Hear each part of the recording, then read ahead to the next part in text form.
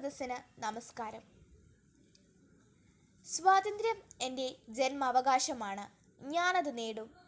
ഭാരതത്തിൻ്റെ ധീരപുത്രന്മാരിൽ പ്രധാനിയായ ബാലഗംഗാധര തിലകിൻ്റെ വാക്കുകളാണിത്. സ്വാതന്ത്ര്യ സമരത്തിൻ്റെ ചൂടേറിയ നാളുകളിലാണ് ഈ വാക്കുകൾ ഭാരതീയർ കേട്ടത്. പിൽക്കാലത്ത് അത് വാസ്തവമായി. നമ്മുടെ ജന്മാവകാശമായ സ്വാതന്ത്ര്യം ഭാരതീയരായ നാം നേടുക തന്നെ ചെയ്തു. ആ മഹത്തായ സ്വപ്ന സാക്ഷാത്കാരത്തിൻ്റെ ഓർമ്മ പുതുക്കുന്ന സുദിനമാണിന്ന്, സ്വാതന്ത്ര്യദിനം.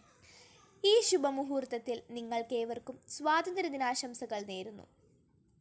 രാഷ്ട്രപിതാവായ മഹാത്മാഗാന്ധിയും പ്രഥമ പ്രധാനമന്ത്രിയായി തീർന്ന ജവഹർലാൽ നെഹ്റുവും ദേശാഭിമാനത്തിൻ്റെ ആൾരൂപങ്ങളായ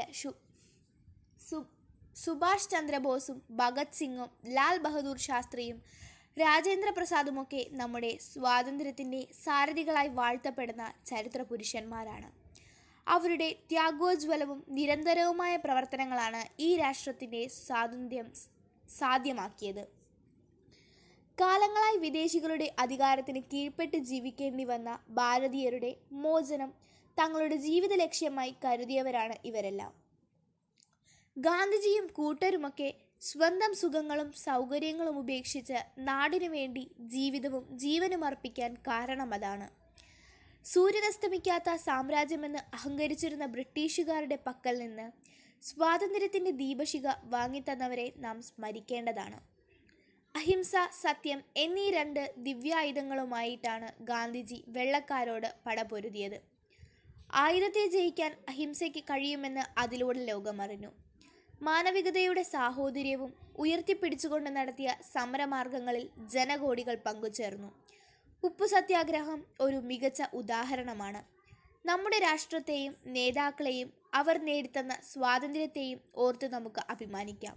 ഒപ്പം നമുക്ക് ഒരു കടമയുണ്ട്, നമ്മുടെ സ്വാതന്ത്ര്യം കണ്ണിലെ കൃഷ്ണമണി പോലെ കാത്തു സൂക്ഷിക്കുക.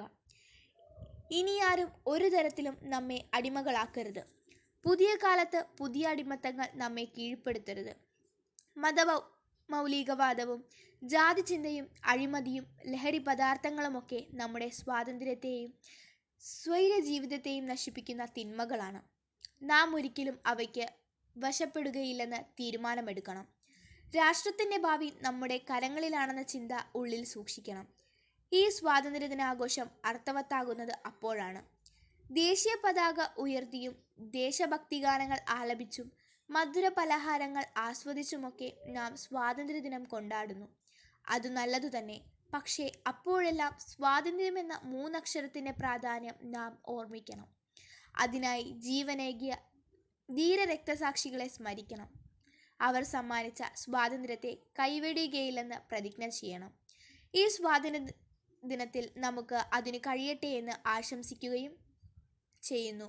എൻ്റെ എളിയ വാക്കുകൾ ശ്രവിച്ച നിങ്ങൾക്കെല്ലാവർക്കും നന്ദി പറഞ്ഞുകൊണ്ട് ഞാൻ ഉപസംഹരിക്കട്ടെ. ജയ് ഹിന്ദ്.